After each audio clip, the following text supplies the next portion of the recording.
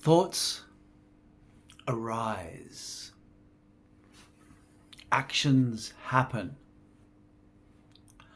The body moves quite spontaneously. It knows what to do of itself.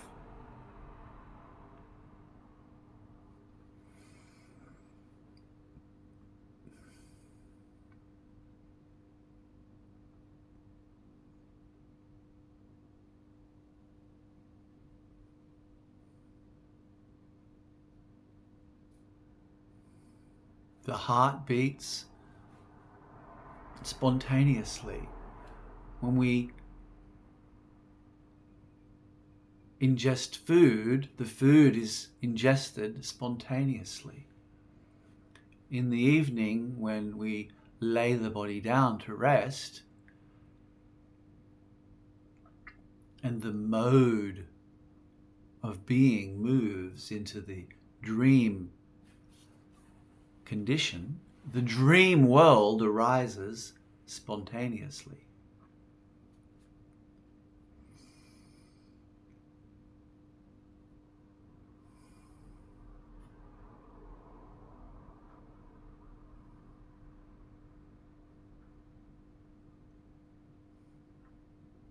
We are the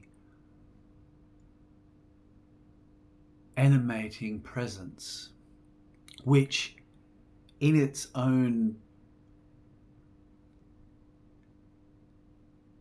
depths, within its own intrinsic condition, within its own nature, that which we are is, and is unchanging, is infinite, is not an object.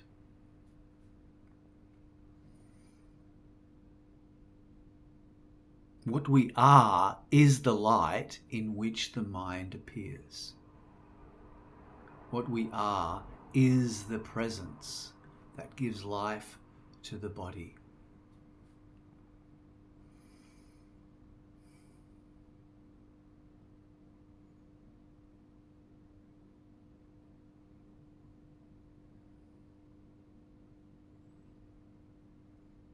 Everything that happens is a spontaneous unfolding.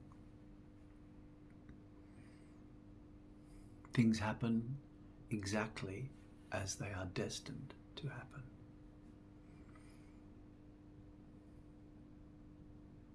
Things happen in response. Everything is happening in response to everything else.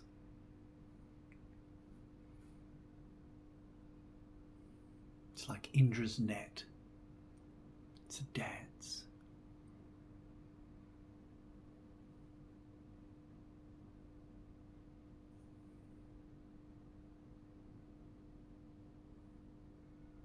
There is witnessing, but there is no one who witnesses. There is seeing. What we are is seeing, in which there is no seer. And in fact, we are that seeing in which nothing other than seeing is seen. But it's that seeing that the mind usurps and says, I see. It's that animating presence, the power of that animating presence that, like the sun shining on a field of flowers, participates in their blooming, yet itself does nothing. And the ego usurps this power and says, I did it.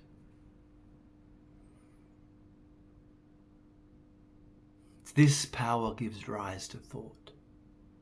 Just like the sun shining on the field participates in the blooming of the flowers, the divine presence, or the seeing itself, the ocean of seeing, in which there is no seer. There's no seer. It's just seeing. gives rise spontaneously to thought.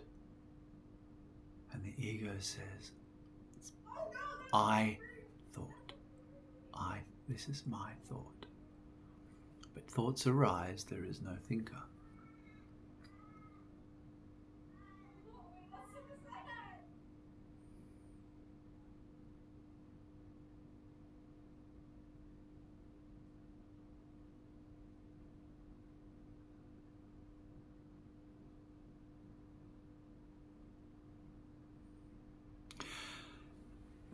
Relative to the path of kundalini, non-dual tantrism, Shakti-tantrism, tantric non-duality, in the Shaktipat tradition, it's one of the beautiful aspects of the practice is that it's born of grace. When Shaktipat blessings appear in the field of one's life and kundalini awakens, the awakening is happening by grace, not by the effort of an individual.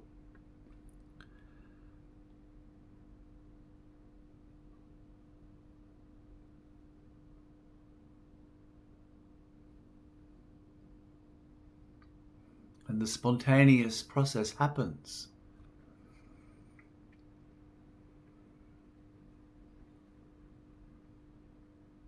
And so from the outset, there's a demonstration of the primacy, of the power of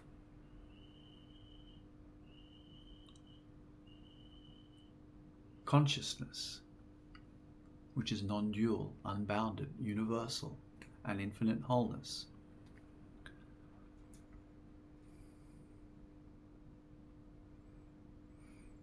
Someone might ask then, if everything is happening and there is no doer,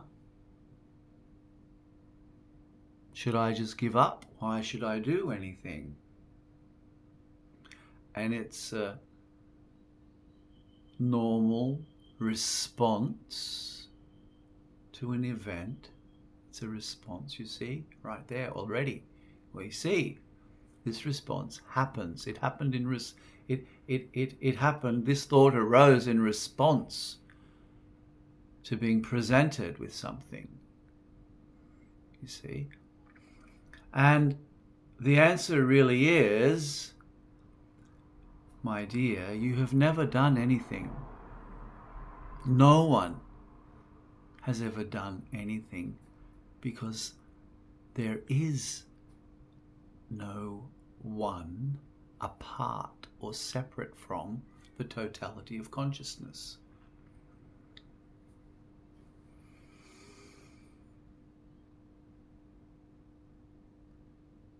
So the understanding precipitates or invites a reassessment of the totality of life. Everything that happened that you were upset about, that you blame life or another or yourself for, was a movement of consciousness.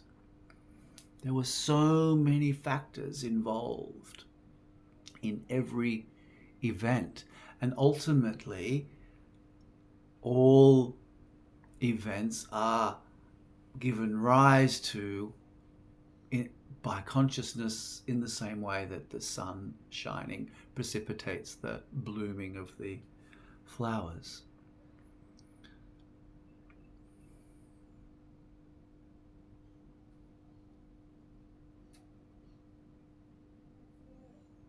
There's a great teacher, Klein, a great Advaita teacher, who also is aligned with the Kashmir Shaivism tradition. And I resonate with him a lot. I love him a lot. He has a teaching. He says, waiting without waiting, which is a teaching that's perfectly aligned with this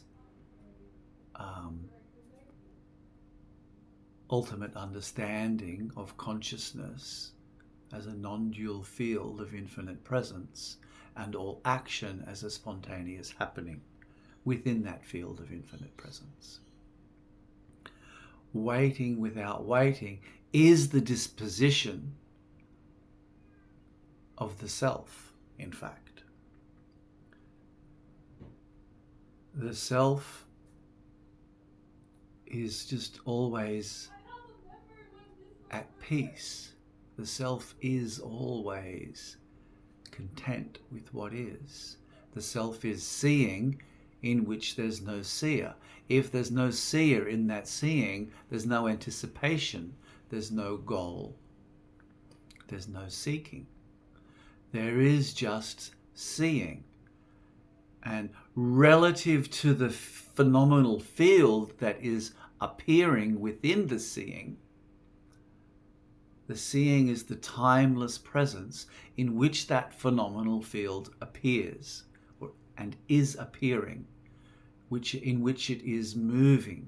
An event arises, subsists, and passes. And we are just waiting without waiting. Another event arises, and it too passes in its own mode. Something else happens. It arises. We are just waiting without waiting. We are just watching and trusting, as my guru would say often, watch and trust.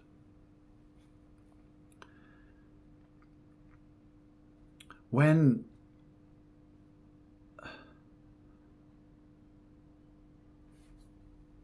this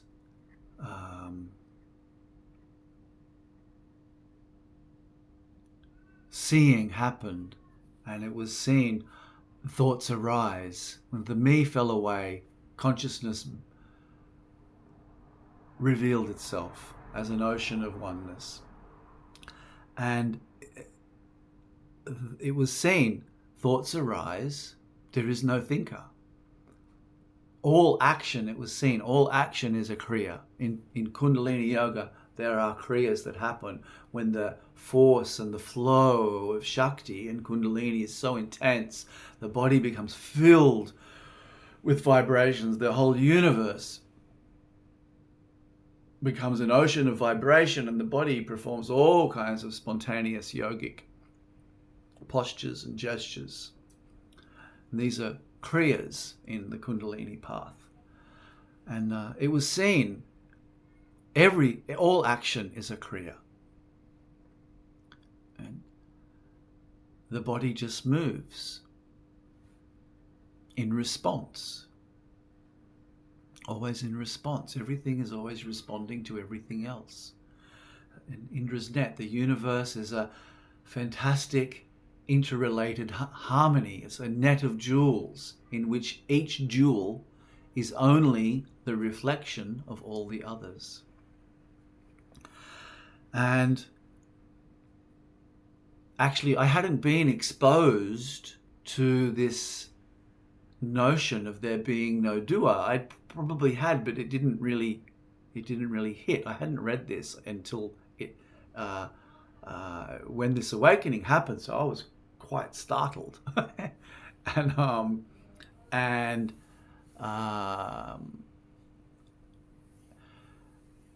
then when I went to see Master Charles next, my guru, and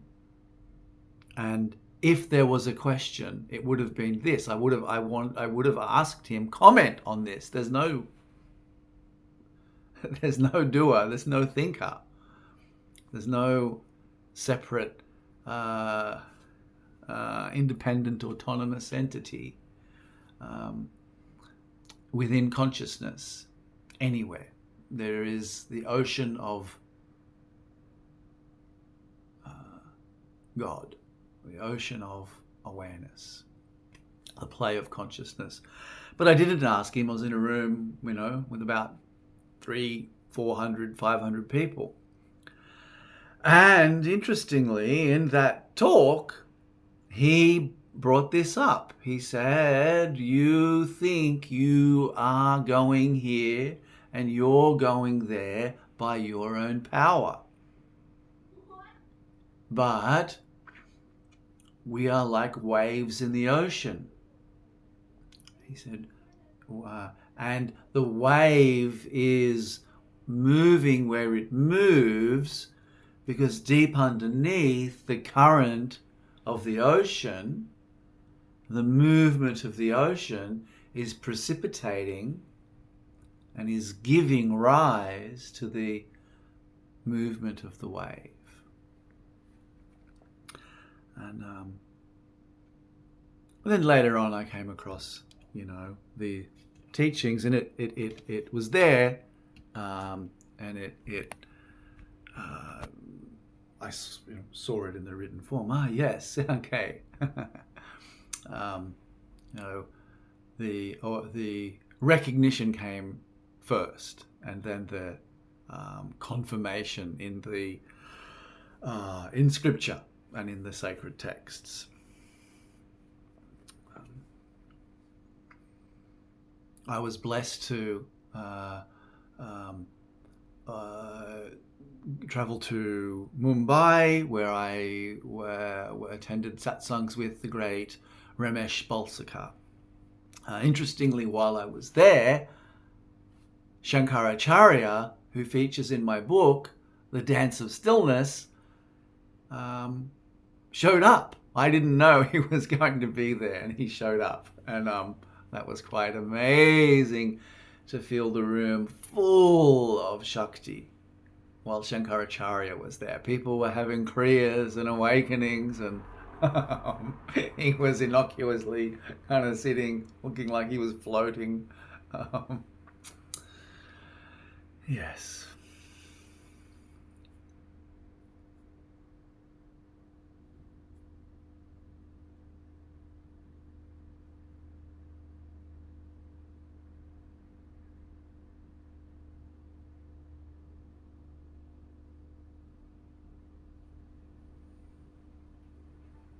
Okay, thank you. Om Namah Shivaya.